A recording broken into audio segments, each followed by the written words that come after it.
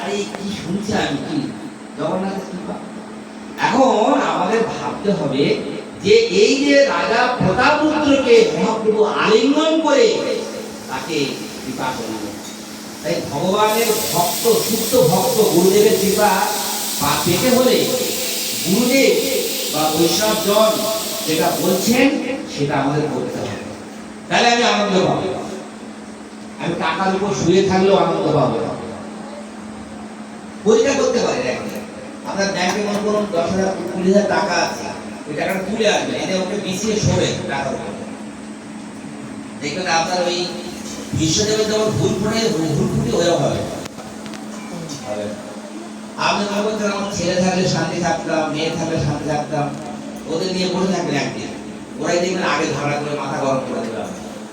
কিন্তু আপনি ভগবান, আজই কথা না, সত্যি কথা, কিন্তু আপনি ভগবানের সঙ্গে, ভগবানের ভক্তের সঙ্গে নাম কীর্তন ধামে যাবেন, আপনার ওর থেকে আনন্দ আর কোথাও পাবেন না। বহু প্রেমানন্দ। ঠিক বলেছি? ঠিক বলেছি? ঠিক বলেছি? হ্যাঁ কি না? না বলবে না কেউ? ভগবান হচ্ছে সচিত আনন্দময়। ভগবানের হচ্ছে আনন্দায়ক অভ্যাসায়াত, আনন্দের উৎস ভগবান। ভগবানের সেবায় যুক্ত হলে, ভগবানের ভক্তের সেবায়, ভগবানের ধামের সেবায়, নামের সেবায়, ভগবানের লীলা যত আমরা আস্বাদন করব তত আমরা আনন্দ পাবো। বহু প্রেমানন্দ। এরা পঞ্চম। প্রভু বলে কে তুমি, করিলা মোর হিত, আচম্বিতে আসি পিয়া ও কৃষ্ণ লীলা অমৃত। চৈতন্য মহাপ্রভু বললেন তুমি কে, আমার এত উপকার করলে, আচম্বিতে এখানে এসে তুমি আমাকে কৃষ্ণ লীলামৃত পান করালে। রাজা কহে আমি তোমার দাসের অনুদাস, ভৃত্যের ভৃত্য করো এই মোর আস। কে বললো? কে বললো? রাজা প্রতাপরুদ্র। লীলাটা শুনবেন, আমি অনেক কথা বলবো, লীলাটা বুঝতে হবে। আমার অভ্যাস এইরকম, আমি শুধু এক কথা চলতে পারি না, আমি চলার পথে অনেক পথ দিয়ে চলি।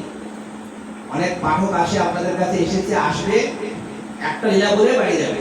আমি পারি না, আমার গুরুদেবের লীলা একটা লীলা বলতে গিয়ে তার সাইড দিয়ে অনেক কিছু আলোচনা করতে হয়, তাহলে ব্রেনে ঢোকে। নাকি ঢুকছে না ঢুকছে না? হ্যাঁ, আপনাকে শুধু লীলা শুনলে হবে না, আপনার আত্মস্থ করতে হবে, জ্ঞান অর্জন করতে হবে। এই লীলা থেকে কি শিখলাম? রাজা প্রতাপরুদ্রের মতো একজন রাজা যদি ভগবানের সেবায় যুক্ত হতে পারে, এখানে কে রাজা রানী আছেন? হাত তুলুন। ভিখারি, আমরা সবাই ভিখারি, খালি হাতে এসেছিলাম, সবাই খালি হাতে যাবে। এখন আমার হাতটা মুঠো আছে, আর এই দেহ থেকে যেদিন জীবাত্মা চলে যাবে, আমি বলে যে আত্মা, সেদিন এই হাতটা আগে। শুধু কাহিনী আছে। আলেকজান্ডারের নাম শুনেছেন? আলেকজান্ডার বলেছিল, তার সেনাপতিদের বলেছিল, সে জীবনে এত বড় একজন রাজা, একের পর এক রাজ্য জয় করত, প্রতিদিন একটা করে রাজ্য জয় করলে ভালো হয়। শেষের দিনে যখন বুঝেছিল, হায় হায় আমি কি ভুল করছি, আমি তো সঙ্গে করে কিছু নিয়ে আসিনি, কেন আমি সমস্ত সৈন্য সামন্তকে খুন করছি, কেন আমি কত নারীকে স্বামী হারা করছি, কত মাকে পুত্র সন্তান হারা করছি, খুব কষ্ট লাগছে, যত দিন তো কাছে চলে আসছে, কষ্ট লাগছে রাজ্য দখলের জন্য। তাই প্রার্থনা তোমরা এটা থেকে যাও। সময় অর্থাৎ মানুষের মৃত্যুর আগে সব চেতনা ফিরিয়ে দেবে ভগবান আমাদের। সারা জীবন যা করেছি ফিরিয়ে দেবে সেই দিন। লিখে রাখো পাশে, আমি বলছি না, ভগবান গীতা ভাগবতে বলেছে। তাই ভালো কর্ম করি আমরা সবাই, ভগবানের কর্ম করি। যা কর্ম আপনি করছেন, ভগবতী কথা পরীক্ষণ করছেন পূজ্যপাদ শ্রীকৃষ্ণ প্রভু রাশি মুক্তি করার মৃত্যুর সময় ওই কর্মগুলো আপনাকে সব ভাসিয়ে দেবে ভগবান।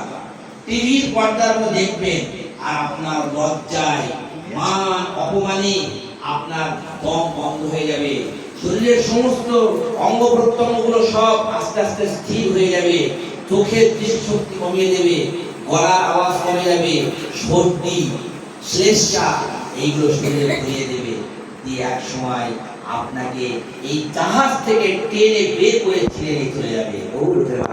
হরি বল। আমাকেও নিয়ে যাবে। আরে সেদিন এসো, এখানে এসো, পাঠ করতে এসো, পাঠ টাট করার কেউ হবে না। হরে কৃষ্ণ, পাঠ তোমাকেই করতে হবে, পাঠ সবাই শেখে।